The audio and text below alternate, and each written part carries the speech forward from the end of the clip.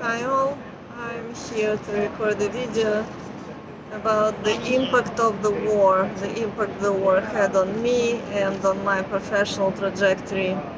I wanted to do this video for a long time, um, and let's see if I can even do that. So, the first thing I need to say is that, of course, I realize that as a Russian, I'm not affected by this war, by the Russo-Ukrainian war in the way that Ukrainians are affected. And I'm not a victim of this war. I was among those who, with their actions or lack of thereof, contributed to the unfolding of the war. Um, for example, I did the interviews with Patriarch Kirill and Alexander Parkhanov, the editor of newspaper Zavtra, which is tomorrow in Russian.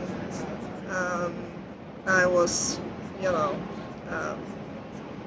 not, let's say, I worked with Tikhon Shevkunov, who is rumored to be Putin's priest, so to say. I worked as an editor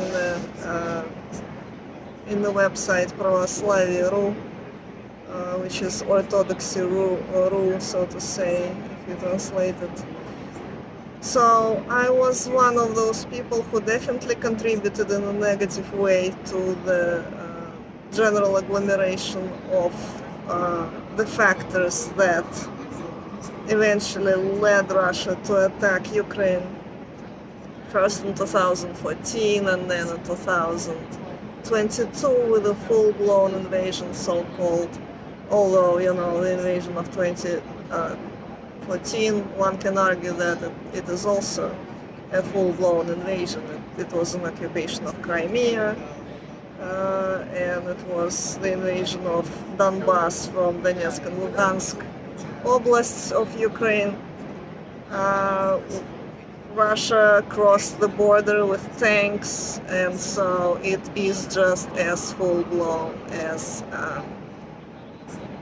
the invasion of 2022. But the invasion of 2022, of course, was a concerted movement of a lot of troops.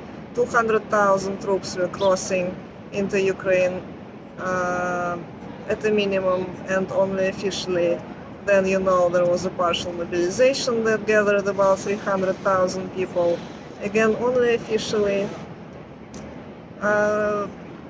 Various reports are that private so-called military companies that were also sponsored from the Russian budget, state budget, were also participating, such as Wagner, and prisoners were recruited. Various sources name various numbers. I think it's somewhere around 40,000 to 60,000.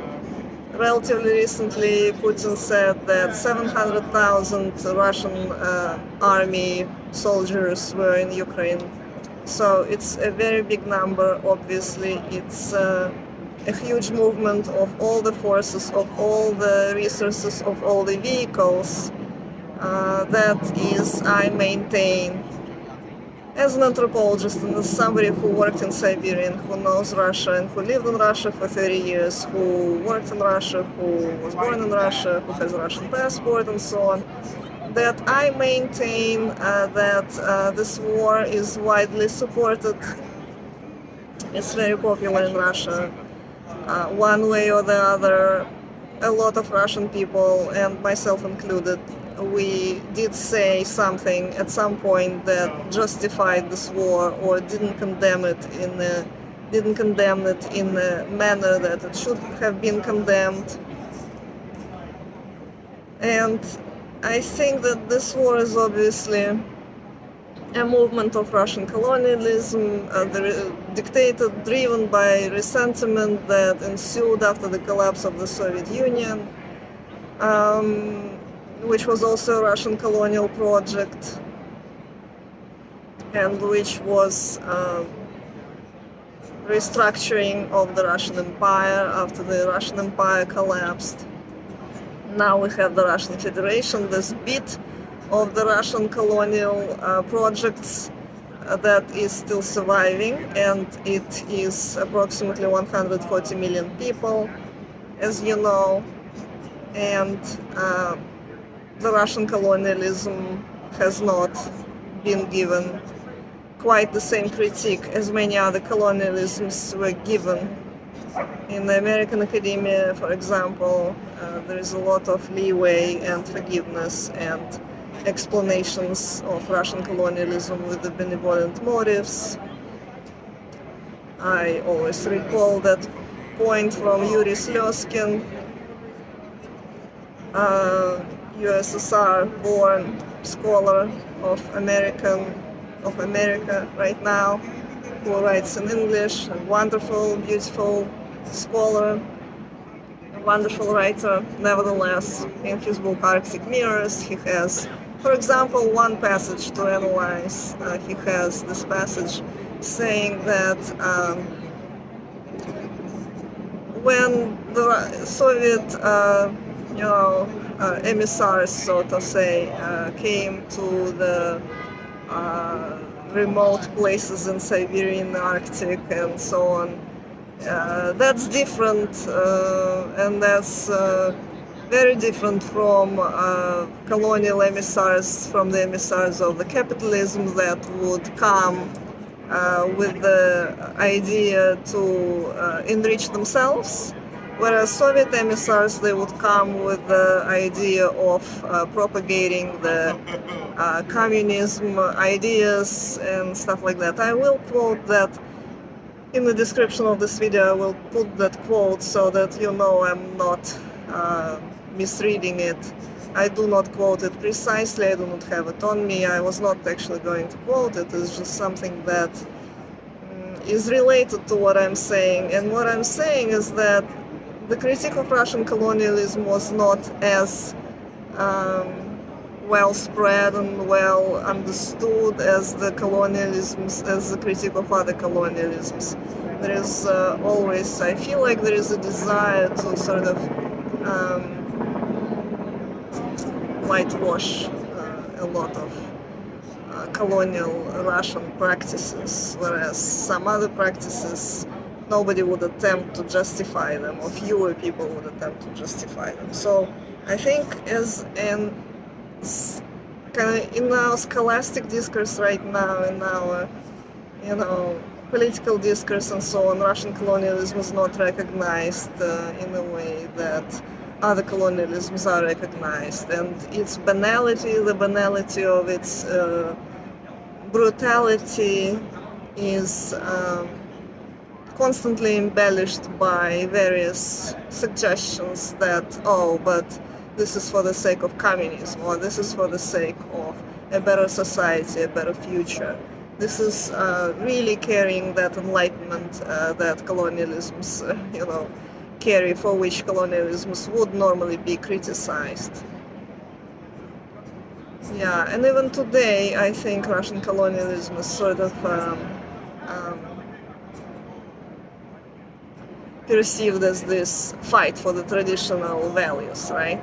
In a lot of ways, in many fractions of the Western societies. Anyway, I was actually going to talk about myself and about the way the war affected me and about the way it changed my professional trajectory. And maybe this is something that is solely for me to reflect. It doesn't really have this big societal meaning or whatever, but because that's my life, I want to reflect on that.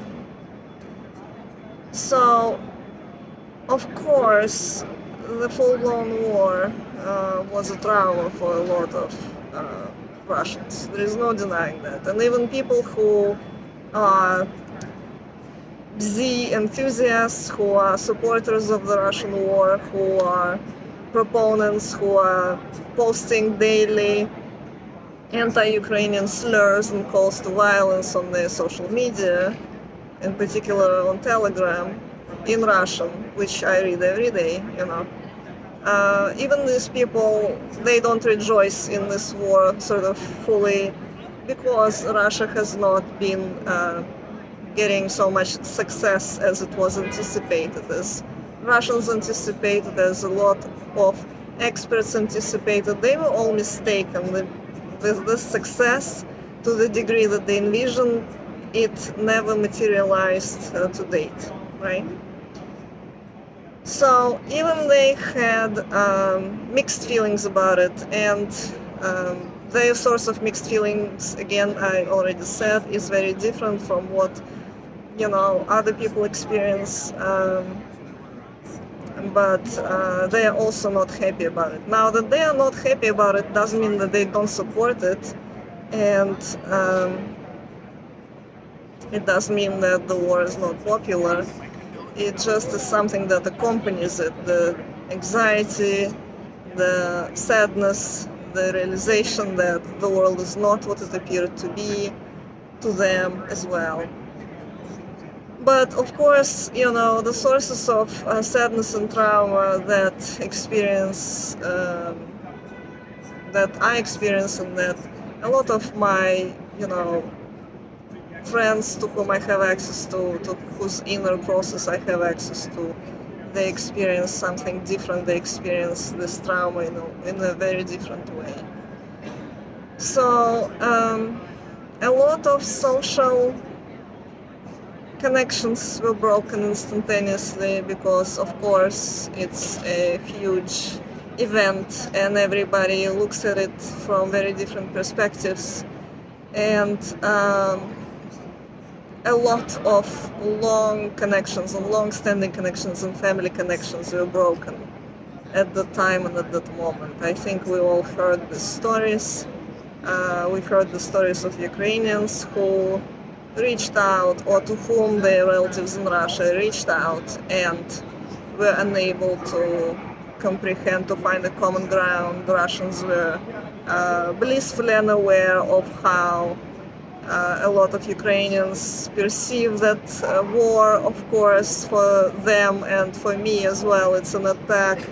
I mean, I'm constructing the way I think this war is perceived from the other side, but that's an attack on a sovereign country, that's crossing of the border with vehicles and manpower. That should have never happened. That's a crime. A lot of cities are razed to the ground.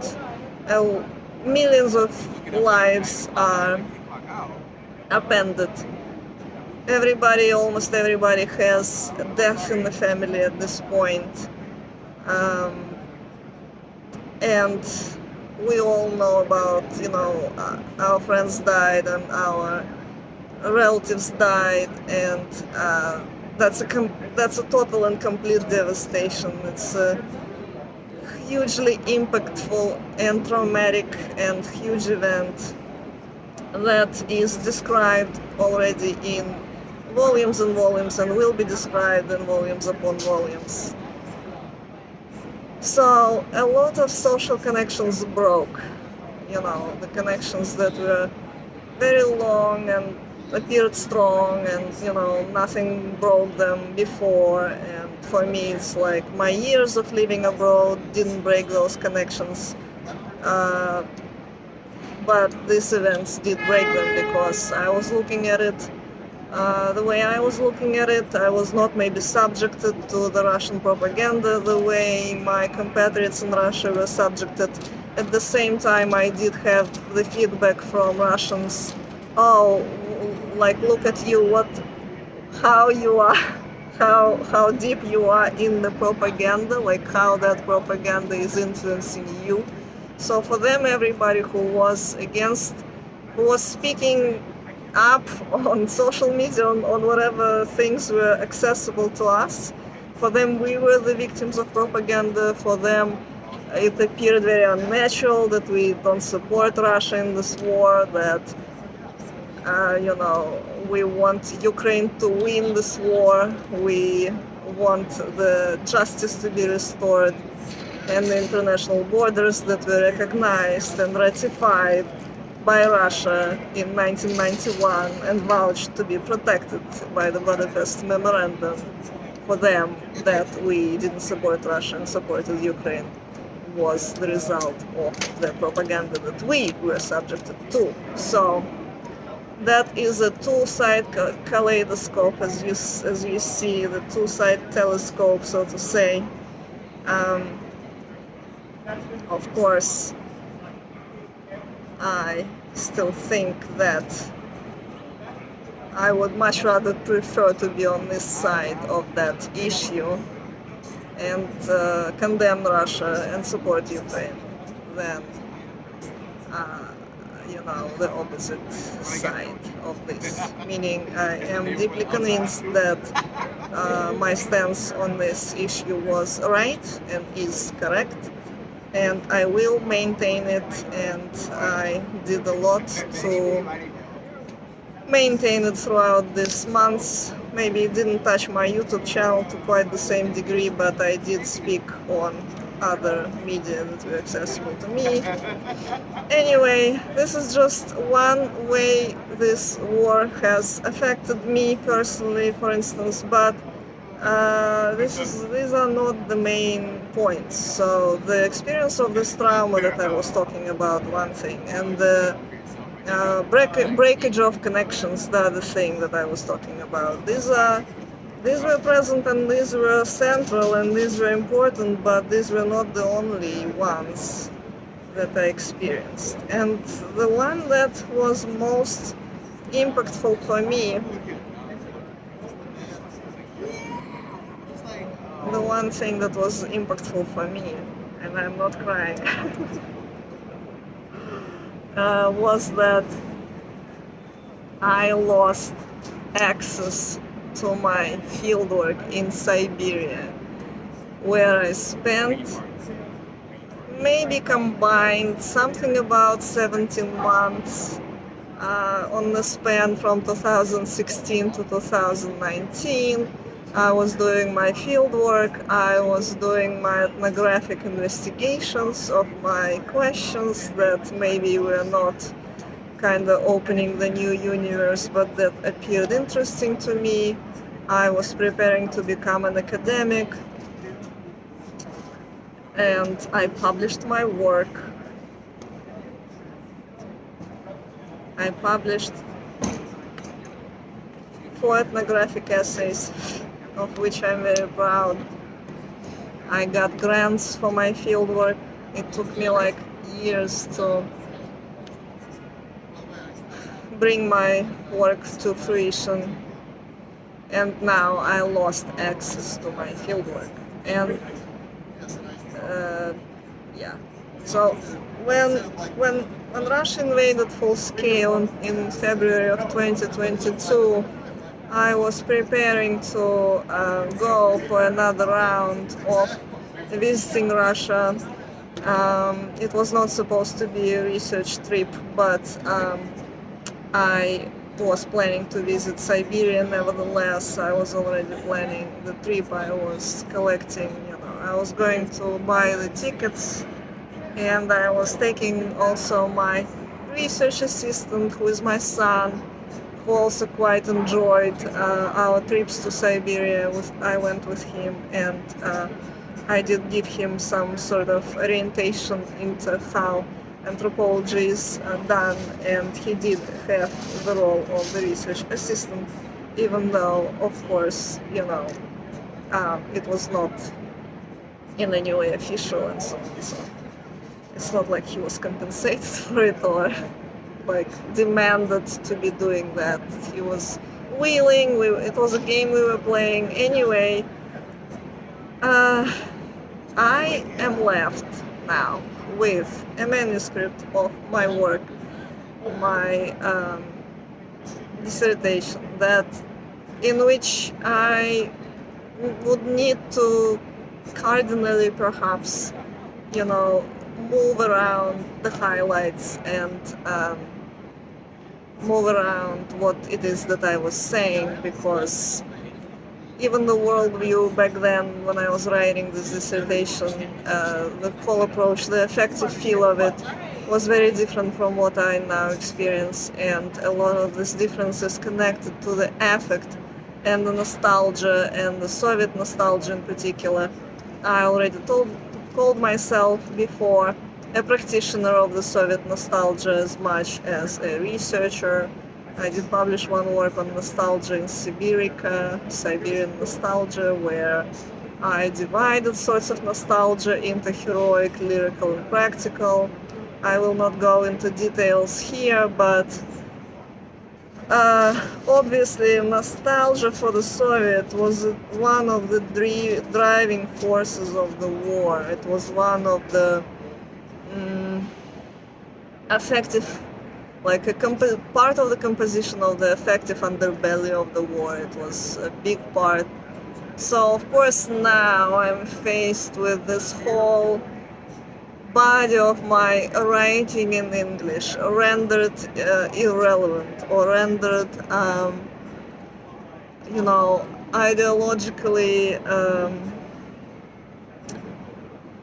ideologically something that I cannot subscribe to anymore. So of course I should have known before that this is at place, and I maybe could have predicted all of that, but I didn't, and a lot of experts didn't, so I'm definitely not in a bad company, because at least when everybody was saying that Russia will not attack Ukraine, I already sort of knew that it will happen, and I did write about it. So I'm now stuck with the pages upon pages, like hundreds of pages of writing of my own and of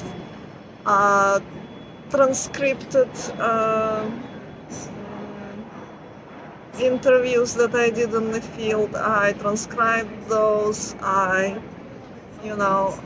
paid somebody to transcribe those, to decipher the interviews, and it's like 500 pages basically. You can analyze them with the keywords, you can do all sorts of stuff, but all of that is rendered irrelevant, or all of that is rendered, it's all has to be redone, like all the highlights that were there before, all the leads, all the keywords that were there. Now everything has to be redone from scratch. So I know it's not a lot of, like, what I lost in this war, it's a fraction of what others lost. But yeah, it still is a tremendous blow. I can only speak of my experiences. Somebody having it worse doesn't mean that I don't have that loss, for instance, right, to deal with, to work with.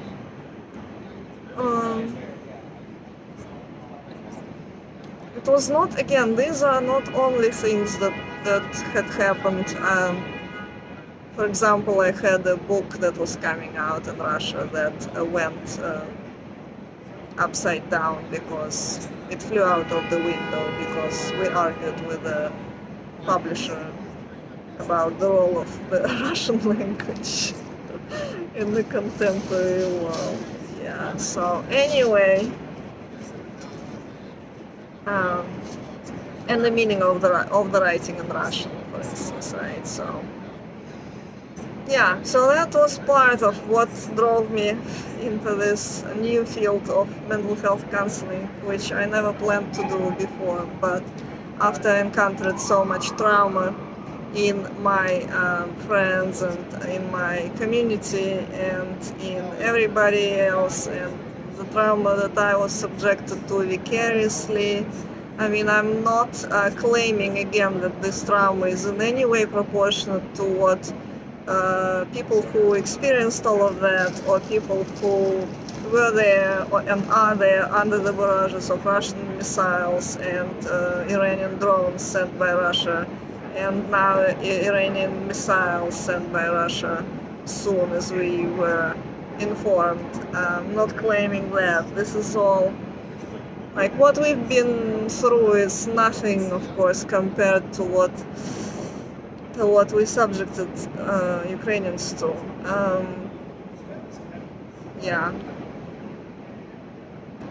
So what drove me to the mental health counseling is the wish to perhaps somehow alleviate that trauma. And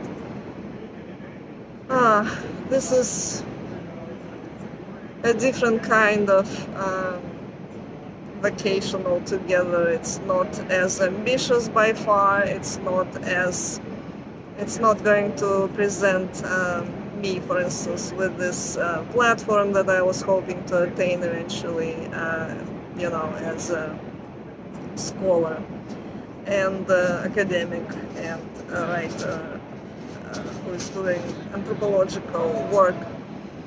I had to sort of humble myself pretty considerably for this term, but what drives me is the idea that perhaps I will be able to alleviate some of this trauma.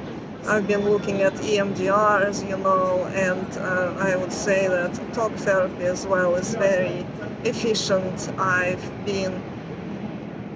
began providing some services, as you know, during my practicum, and I hope that maybe some of the skills I can use them to alleviate this trauma. It will be like a drop in the sea. It will not, it will not bring me quite what publishing my work would have brought me, and continuing sort of working on it and building on it.